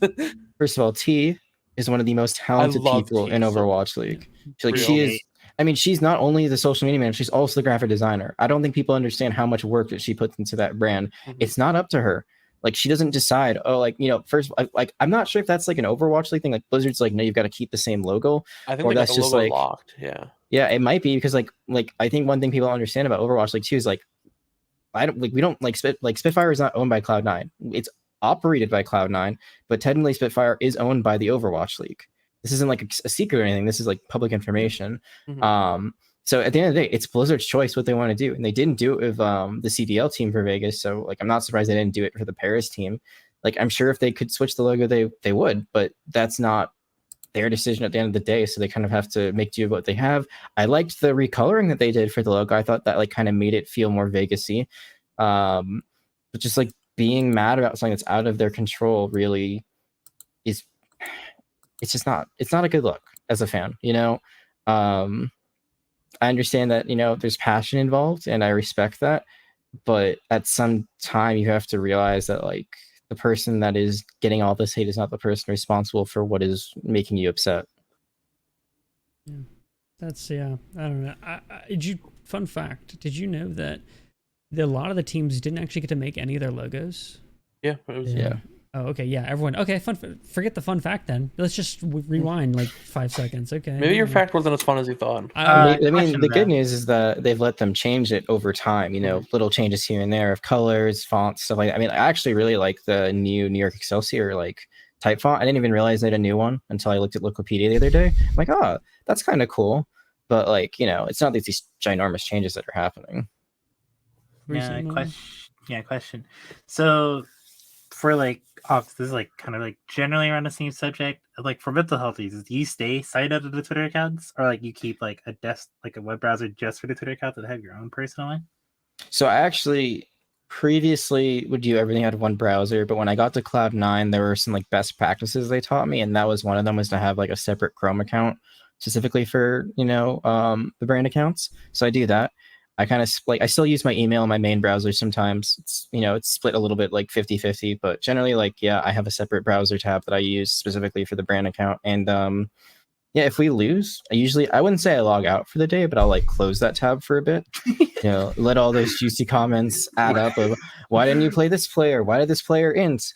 Why is the social media manager somehow the general manager? Stuff like that. You guys both have manager in your name, like what? It's like same It's thing, basically the same basically. role. Yeah. Yeah, exactly. I definitely do like sometimes step away from a bit, but it's not like again like not nearly like when I was with Outlaws again like I took it much more personally. Now it's kind of like I'll just go away for an hour, come back, and be like, all right, like you lost. So I'm probably not going to post again today, but like can I like prepare for tomorrow? Is there a story beat out of this that like we can kind of talk about? Stuff like that. So you can kind of take some of that fan sentiment that's maybe not that positive and turn it into part of the storyline that you're going to be presenting. Like I can actually give a great example. So MNS, our mid laner, he was on the Academy roster originally, then he swapped into the main roster. Did not have a great debut. Just, not a great game. Like it was a pretty bad opening game, but he was someone who was very positive about it. He's like, hey, like I had a bad game. Tomorrow we're gonna win. It's fine. And even though Reddit is not letting this guy have a rest. Next game he comes in, he absolutely freaking dominates the opponent. And like it's like, oh, like all that like negativity, I can turn that into positivity, like with the things that he's saying himself, but also his gameplay. So took a bad situation, made it good engagement later on, and positive fan sentiment. Valiant last year were trying to figure out how to turn that bad engagement into good engagement, but the I opportunity thought never We Are arose. 0-7 was the best fan-made marketing campaign I've ever seen. That was pretty good. I forgot about that until you just said that. No, but I would love one day. it's funny we brought up the Wendy's account earlier. I would love one day for a social media manager to convince their brand, be like, see what Wendy's does? Like, they just openly roast people. Can we do that for one day, just for all the comments that come in, like, after a loss? It's like, or like, hey, where's the roster? You can just respond with, I don't know, but ask your mom, or just something like that. Would be like, I would love that. That would be, Oh my God. if a brand ever does that, just know that you're my new number one fan. I'm your new number one fan, no matter. No, you're mine. I'm your new number one fan, no matter who I work for. Like that. Just saying, that's like $1 million idea. You're gonna make some people angry, but a lot of people are gonna be on your side. Just So on Fuel, we actually would ratio people sometimes, but it was generally if it was like very like it would be like if they're being very rude, like, you know, homophobic, transphobic, something like that. Like, which be like L plus ratio plus get a job, something like that, and get offline. It was very rare when that happened because it'd be like something very extreme, like some like very like big amounts of hatred, bigoted hatred. But I did like doing that. It felt really good. It wasn't just like, oh, like, you know, you guys suck. It'd be like, you know, something pretty awful. Yeah, that's a good way to combat it. Just have to have the esports. You know, I think that's a pretty good. Anyone that's doing bigotry. I was trying to figure out the word. Sorry, it was like a mix of. I didn't know what I wanted to choose, whether sexism, racism. So I'll just put it all into one. But anyone that's doing that, just send the fans after them. They'll handle it. They'll Just be ratio them. Yeah, just ratio. That's it. Like, It's that's literally cool. sending a mob. Yeah, You're just sending a mob of people. I think that works out pretty well. But I mean, TSM Callow. Some people deserve hate mobs. hey, Some people do. Some people do. Like I fully back that, actually. And that's gonna be taken out of context. I mean, like the bad people. Like I don't want to name anyone bad because I feel like that's just not appropriate. But because they don't deserve a platform. But bad, like Satan. That guy, he's the worst. Send the mob. I like his account. Huh? Satan, doesn't S8N he on have Twitter. yeah, actually, I do know what account. Is that a meme account? Like Oh, Kind of is. sometimes. What that's back on topic. But I mean, we're talking about like the hate that social media managers get for just existing. You know, obviously, we'd love to see that improved and fans actually like, you know, grow a brain and be respectful, but it's not going to happen. But you know, outside of that, what are, you know, we've learned a lot about social media management work today. What are some things that you would like to see improved in specifically like the esports scene for social media managers? I think the biggest thing is work-life balance, because my personal work-life balance has improved a lot over time. When I was at Outlaws, like literally I didn't do anything besides work, like, because again, one-man band, like there's too much to do, there's a lot to do. And it kind of was like this work hard, play hard mentality, which I think can be healthy in some circumstances, but like isn't necessarily in a mode you should always be on. I'm not a huge fan of that startup culture personally. When I got to a company like Envy that was a little bit more organized and also a bit bigger, it's a lot easier for me to like take time to myself. You know, we had early hours, especially during the off season, where it's kind of like, oh, we know you're gonna be working really hard during the season, so you don't have anything to do, you can just leave early. You know, even in the middle of the season, hey, like I know you're working this weekend, like don't come in today or don't even work today, you know, take that day off like in the middle of the week to kind of make up for what we'll be doing later on.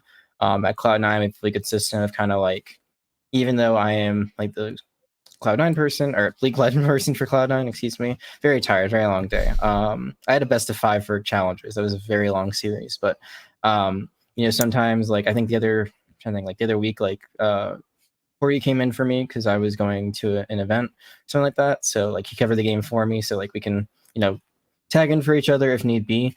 And generally we are like taking 2 days off per week, no matter when it is during the week, to make sure that we're well rested and like prepared. Because if you are burnt out as a social media manager, it's like you've got no creativity, you've got no time, you're stressed. It's not a good place to be in. I've been there where like it felt like work was the only thing I could do like in my life, and it just takes everything over and leaves you with a very bad brand product, honestly. Like you're not going to be putting out your best work if you're not feeling like in the groove. So I think that's really the biggest thing, is definitely like just work-life balance, considering that there's so much stuff that we have to do on the weekends with how usually most leagues or tournaments are run.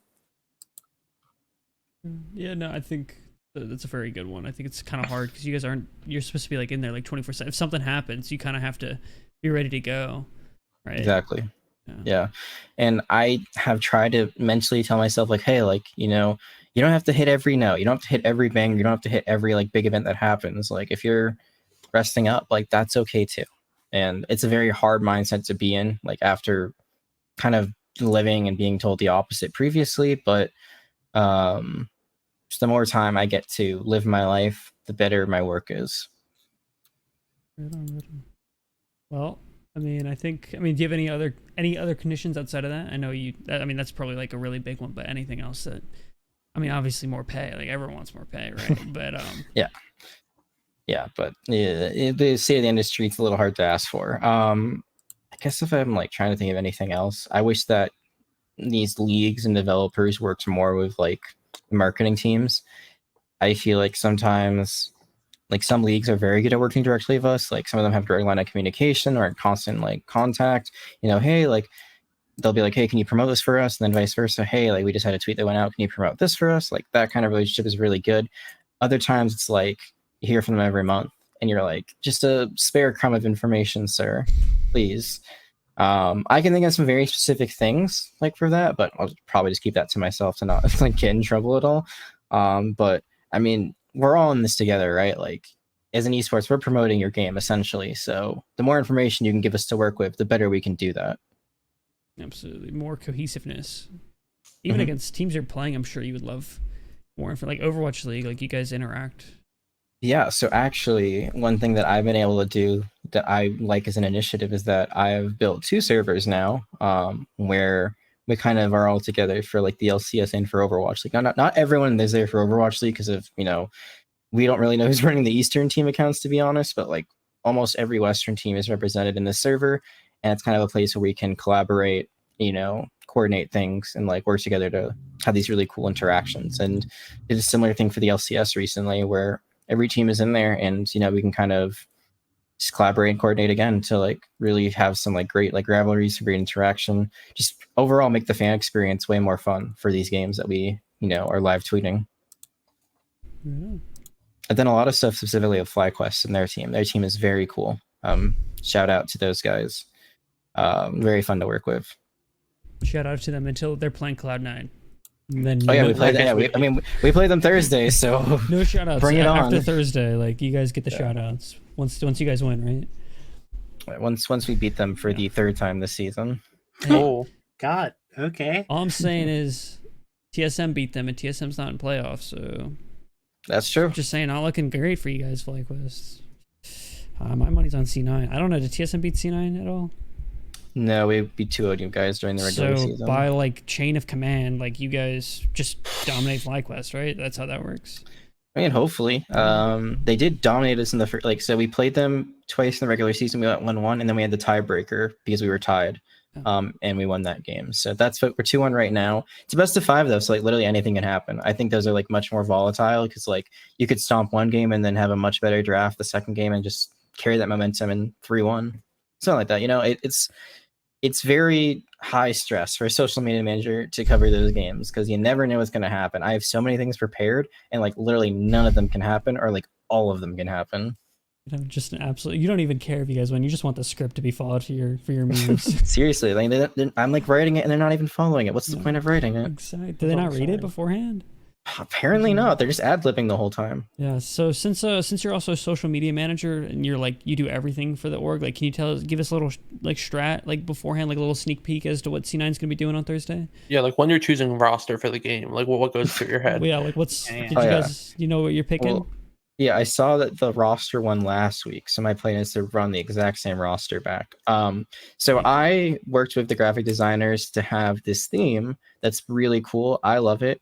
There was a teaser video for the LCS at the very beginning of the year, and it was kind of like all the teams are in an elevator, and like they have their own like themed elevator pods essentially, and they're like all going to the top of this tower to get to where the championship trophy is. So we're kind of doing a play off of that theme where the doors, like you're kind of like the POV is like you're inside the elevator, you're looking out, and it's like instead of the pod being like the theme, it's like the floor is the theme. So we did one last week for CLG, and it's like their whole thing is like the faithful. So we kind of did it like cathedral-y, like culty stuff, and we're gonna kind of run with that theme. So we have a very cool thing planned for FlyQuest this week that's similar to that. And then I have some graphics that tie in for that with scores and stuff. I have some very cool stuff like per player. I have a lot of stuff for M&S specifically because he's like on a very big hot streak as this rookie coming in. I have a bunch of memes. I'm not going to say anything more on it, honestly, because I don't want to give too much Yeah. away. But a lot of this stuff is conditional, unfortunately, where like I need something to happen for it to be relevant for me to post it. But it's kind of like I have all my bases covered just in case that thing does happen. That gives me a question. I think we can Mhm. start to wrap up after this question. What do you say the percentages of the work you do get scrapped? I'd like to say only 10% gets scrapped. I would say like 30 to 40% of it gets recycled, if that makes sense. So just because I can't use something on the day that I planned it, doesn't mean I can't use it another time. There are things that I've had in my drafts for weeks, and then the thing happens, and I'm like, cool, this is the time to use it. Send it live. So just because something doesn't happen in the moment you expect it to doesn't mean it never will. So definitely never scrap anything fully. Maybe retweak it. You edit, like, for example, maybe it's like a line of copy you really like, but then you tweak the asset, or vice versa. You tweak the asset a little bit, like, for example, maybe I don't know, it's like a reaction image, and then it's just you change the player's face because it's a different player that does the thing you're looking for. Stuff like that, like keep everything that you create for as long as possible, because you never know when the opportunity is going to come to finally use it. That's I take that pretty well. I know as a designer, I don't know if the other designers can speak to this. When my work gets scrapped, I'm livid. That's I know I got paid for it and everything, but like if they're like, oh, we can't run this anymore. We didn't make point A or point B. I'm just like, okay, fine, whatever, dude. I don't care. And like I'm done for a week. I don't talk to anyone. So I mean, it's good to hear that only 10% of your work gets scrapped. But even if 10% of my work got scrapped, I'd probably be out of a job at this point, to be honest with you. I'd be a little too mad. No, I'm just kidding. Yeah, I mean, like, for legal if reasons. my static made in Photoshop graphic got scrapped, I don't think I'd be over the moon with anger, because that's a common phrase that's used. But like if it's something that you're doing on a regular basis and it's this really long Cinema 4D motion 3D project, then maybe the cow on top of the moon would be a little pissed. Yeah. As the saying goes. I can only think of one time where something I created was like shot down by like the company. So I think that's very different, because a lot of the time it's just like I'm not using it because there's no, like, I can't like use it, not necessarily because no one, like, I think the right wording, I can't use it because my condition wasn't met, right? That's very different than being like, hey, we asked you to make this and we're just not going to use it for whatever reason. And I think that would make me a lot more angry than I made it and just what I need for it to make sense isn't happening, because it's like, what can you do? But someone being like, no, we're not going to use this, I've been in a situation, and that's probably where I'd be more frustrated. Yeah, there's definitely been some times, and I won't say the team names, but teams I've been on in the past where it's like there's just some error in the chain of communication to where, hey, a month ago we knew we weren't doing this anymore, but you just spent a month working on it. My bad. Like that's I guess where I get more frustrated. So I don't think that you are the chain of communication. So I feel like all communication runs through you for the most part. Like there's just no way a social media manager doesn't know what's going on. Like we're in regarding to like a campaign and stuff, right? So yeah. I guess that wouldn't really apply to your guys' stuff. Like, oh, we're not going to TwitchCon anymore or something like that. I don't know why I chose TwitchCon. I don't think that's coming up anytime soon. But it's in Vegas soon, isn't it? Is it? This year, yeah, to Vegas. I don't know about soon, but it's definitely in Vegas. Thoughts on an IterationFIVE podcast and live at TwitchCon? Yeah, as long as Jersey Mike's flies me out. I'll get TwitchCon to set it up. We'll have a panel and everything. We'll do a live podcast there. I'll message a few people. I'll message Mr. Twitch himself. Oh, it's July 8th in Vegas. That's my mom's birthday. Guess she's on the podcast too. Yeah, she'll be there. She's our guest for that week. What an episode! What? Oh, I thought you said what episode number. I was like, what? I don't know. That's. I mean, at what this number rate, are we on right episode now? 7. Yeah. We're on 4. Yeah, it's gonna be episode 5. It'll be episode 5. I could see it. But yeah, no, I think if you have any closing remarks regarding this segment, Jag, feel free to spew them now, because I think at this point spew is not the right word. That's spew is like the worst word you could come up with. Feel free to wrap it up, because normally we wrap it up, but this is we don't know much about social media, so I'll let you wrap it up for here if you have anything. Yeah, sure. Social media there's a lot of things you need to know. You gotta be sort of a Photoshop whiz, video editing whiz, copywriting whiz. You have to have a lot of pop culture understanding. You got to know the games you're covering. You kind of have to be on top of things a lot of the time when maybe no one else is going to be, there on top of it with you. But at the end of the day, you have to be passionate and you have to have fun. I think that's a big thing for esports. Like, you've got to love it, because otherwise it's not going to last long. I've been doing this now for about 2.5 years professionally, and honestly, I can't believe, one, that I even got into it at all, but two, that like I'm still having the luxury of doing it. Honestly, it's a dream come true. I've been very lucky with the opportunities that I've been given, but I've also tried to make the most of them. And kind of going back to what I said before, if you want to get into this, start from wherever you can. Doesn't matter what level you start at. As long as you have a drive and a will, you'll make it. I really believe that. I think there's a lot of industries, I don't know if I could say the same, but I think esports in general does reward hard work. And if you find a will, there's going to be a way. I know, sweet. That's, I mean, yeah, passion. This is the one, field that does reward passion more than any other field, I think, for sure. I think it's recognized. So it's glad to hear that it works for social media managers as well. As we got to support our social media managers more.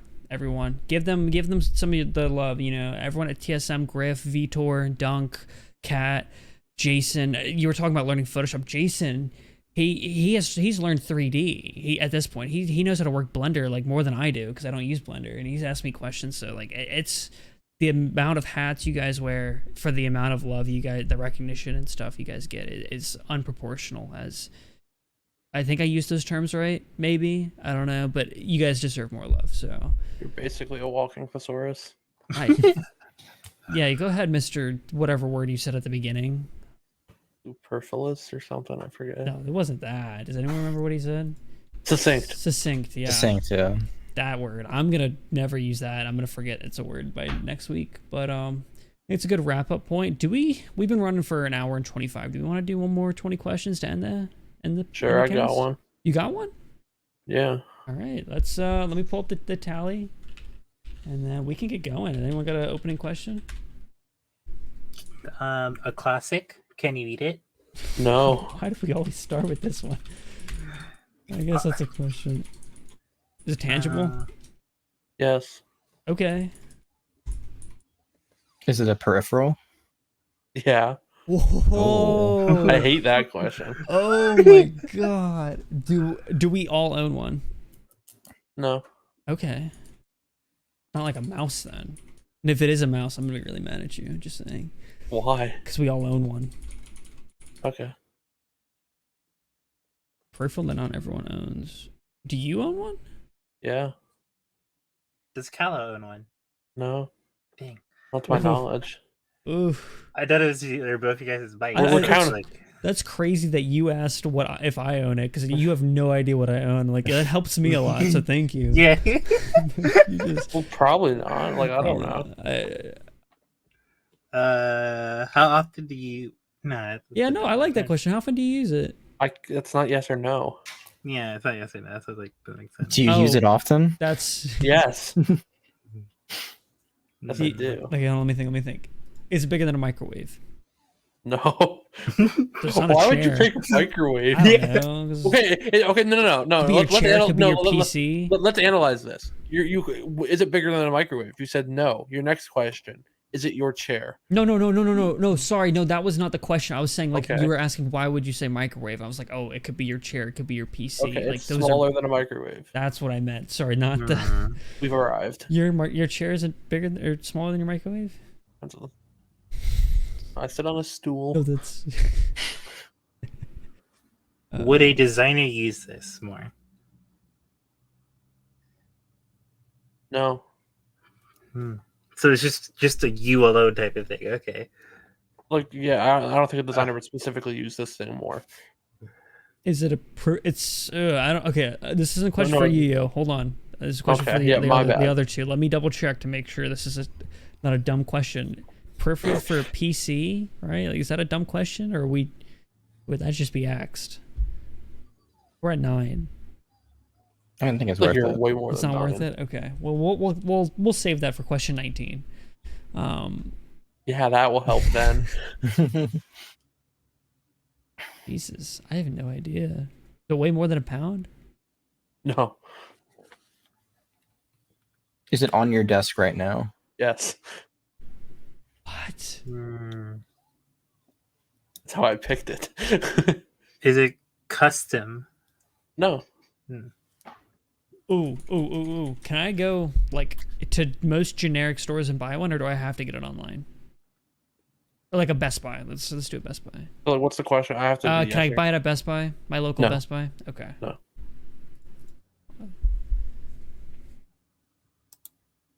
Asking a lot of non-yes or no questions.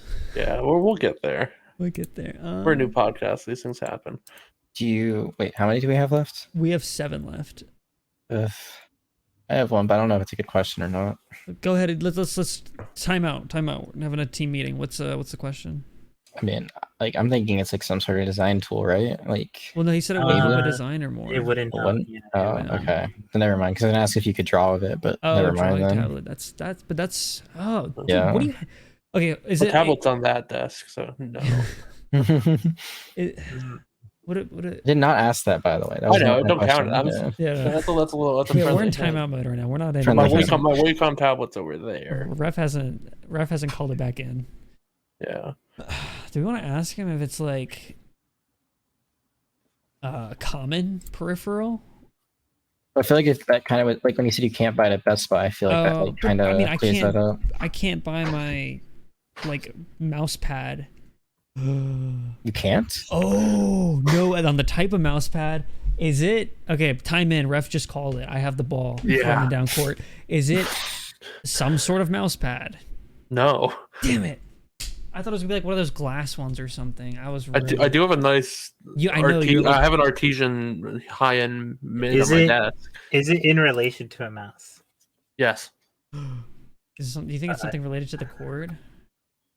What if it's like I have a the wireless mouse. okay? It's Oh, not should've a given bungee you that holder, hint, that helped. probably. Shit! Yeah. Yeah. It's related to the mouse. So Very much so. It's not the mouse. Oh no! Don't answer that. I'm talking to my I haven't teammates. said a word. It's not. Yeah, it's the not ref is mouse, paused right now. It can't be that. No, because I have a mouse. Unless he's being specific. I'm gonna. He's specific. I I'm did throwing a talk about- challenge flag right now. I'm throwing a challenge flag. Is this a specific item? Like a really specific one? Like I gotta get Is this a question? not all. No, this is a flag, a challenge flag. Because if this Yes, is it's a specific item. bullshit, that's bullshit. That's like saying, dude, we picked on here like a specific like thing that happened in a game once. You're telling me I can't. Pick I think that was a brand of terrible something? item when we did that. I think that was a.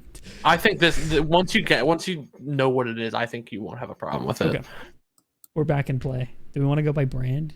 I think we go by brand, right? Oh, I had What brand do you have though? First, if you can. What brand do I have that would give? No, not you. Oh, So it's probably an expensive mouse, right? It's one of what's those like mouse with the holes in it, not the glorious ones. Final mouse. Final mouse. Do you think it's? No.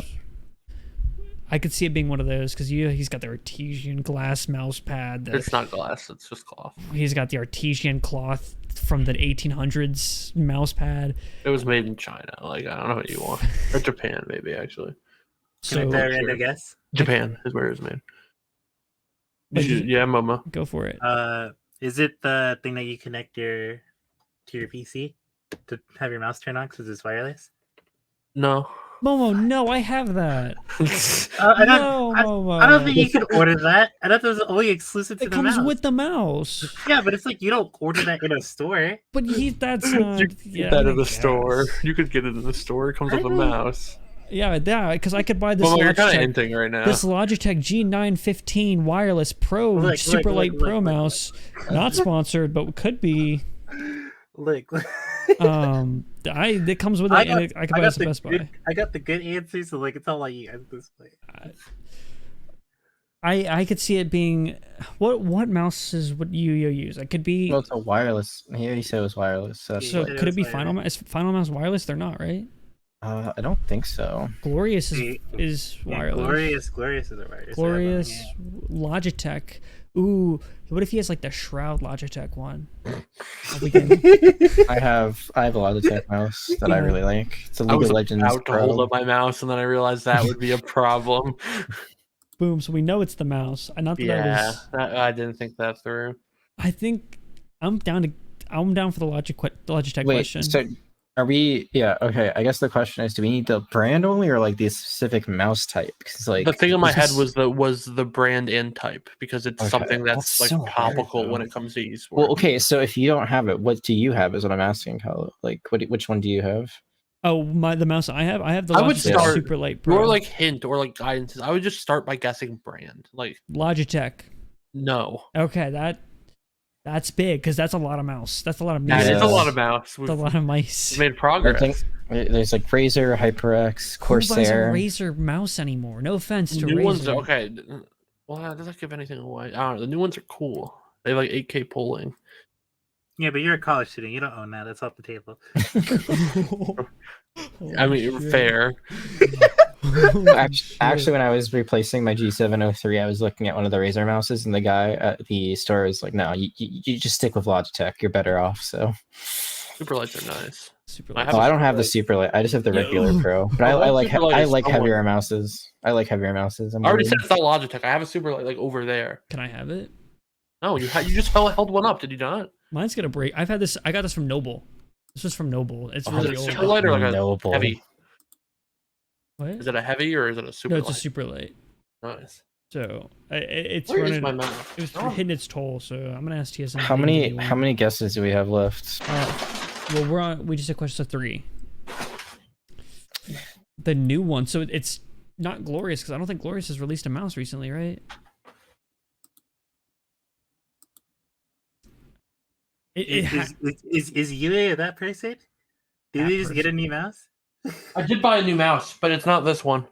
Yeah, Yu is that kind of person though. I like Yeah. mice. Oh, there's the super light. It is on my desk. It was just hiding. Oh, so it is the mouse on your desk. No, it's a different mouse on my desk. My super light's here. Yeah, See? whatever you say. It's white. I think Glorious.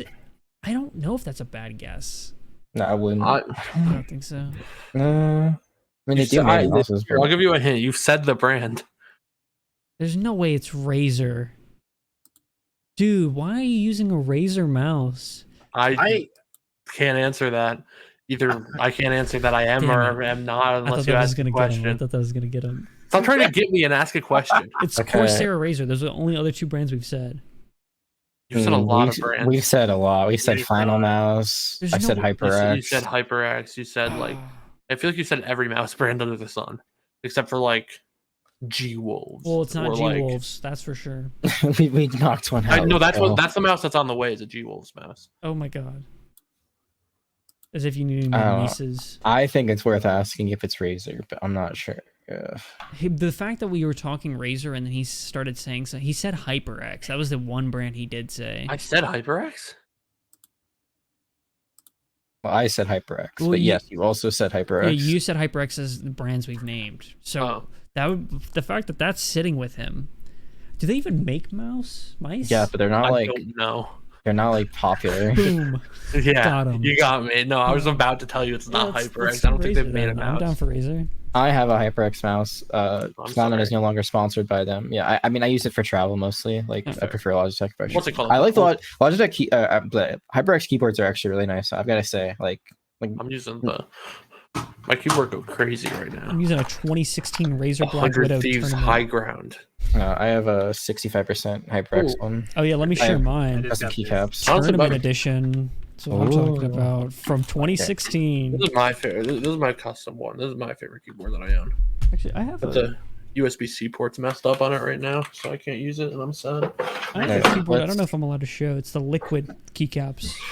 I don't Oh, did the Akatsuki ones? Yeah, those are dope. I like those. Anyways, Those are do we want to great. do the Razer guess? Oh, yeah. Sure. Is it a Razer mouse? No. Okay, there you go. Damn. That knocks one out at least. Okay, so we have. Yeah. I think At this point, do I give it to you if you just get the brand, or do we Yeah, want let's to? do the or- brand. Let's do the brand because we're not. We have 2 guesses left. Actually, no. Once you get the brand, I feel like it shouldn't be hard to guess what it is. Okay, if we don't get it here, then let's do the brand for the last question. Okay. did we ask for the final the model though? If it was, Did What's we the ask model that? We haven't asked about Glorious or Model Or F. Glorious. Oh, we haven't asked. I don't remember Yu-Yo talking about Glorious ever. But I remember actually, he likes, I don't know if this was him, but he talked one time to me, he likes about small mouses, and he liked that the Glorious Model O had a small Minus. mouse that was coming out. Yeah, the O minus. The O minus. That is a mouse that exists. I'm down for a Glorious guess. I'm looking at Glorious. Is Okay, it a guess it then. Glorious mouse? No. God. But was that you liked smaller mouses? Nice. I'm holding the small version of a mouse in my hand right now, which is the guess. So it's silver and black. There's writing on the right side of the right mouse button. that It has Oh. 2 buttons on it. It's just Yeah, Final Mouse. It's just a It has- Final Mouse. It's just Final Mouse. Final No, Mouse but- has wireless? They do. But can you guess what kind of mouse it is? No, I don't know any You said- Final Mice. Oh, You've showed me it, I think, once. Oh, I it's know- like esports topical. Like, I know one. yeah, Is the Tens mouse? it's the fucking Tens mouse, bro. I didn't know that was wireless. It's wireless. And I feel like it would have been so much easier if any of us had known from the start that it was wireless, because that was like our first. Does it have anything to do with the mouse? Yeah, Someone it sure asked it. does. Yeah, I don't know, what am I supposed to say? Like, I mean, no, it- that's literally that's. no, the kinda- first, like on the third question, you're like, bro, if it's a mouse, I'm like, what am I supposed to do? Like, it's the Tens mouse. But Like, it I was feel a like that's like, specific. That's why I threw the flag. I see now. Okay, yeah, I think we got that in like 3. I think it's the mouse. So I think that's what we call it. That would basically I'm we're proud of rolling all it of back. you. The refs are looking back at the footage. They're saying we got it in 3. So that's a dub in our book. But yeah, I think that's a good way to wrap it up. Thank you for everyone for tuning in this week, and thank you, Jack, for coming on the show. Absolutely, that was great to have you. And honestly, like, I hope insightful for the viewers, because it was personally like super insightful. And I work with social media managers all day. I didn't know all this stuff. So thanks again, man. Really appreciate that. Yeah, thank you. Absolutely. Thanks for having me. It's obviously been great to hang out with some of the best graphic designers in esports. So thanks for having me, and thanks for all that you guys do too. I mean, I know we've been talking about what I do, but I know graphic designers do not have it easy. There's a lot of hard work that you guys put in as well. So, you know, it's a team effort, right? We're all working together at the end of the day. Appreciate that. And I am gonna call you out a little bit, Jag. I like that you said you're glad to talk to me and Momo, but you didn't say anything about Yu-Yo. So that was, I thought that was really, I'm just kidding.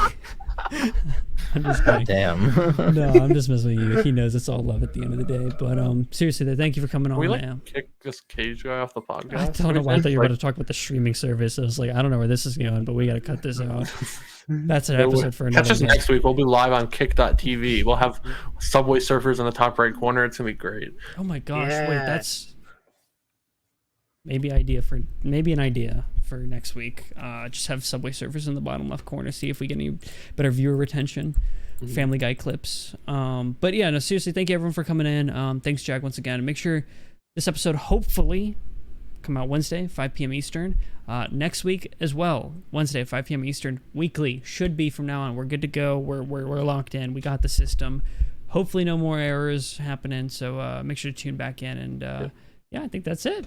Thanks. Yeah, everyone. make sure to check out description below for all JAG socials and stuff. There's also the socials there for the 6th Men of the Week that we mentioned. Make sure to follow the podcast on all socials and all that, and we'll see you guys next week. Thanks, everyone. Peace.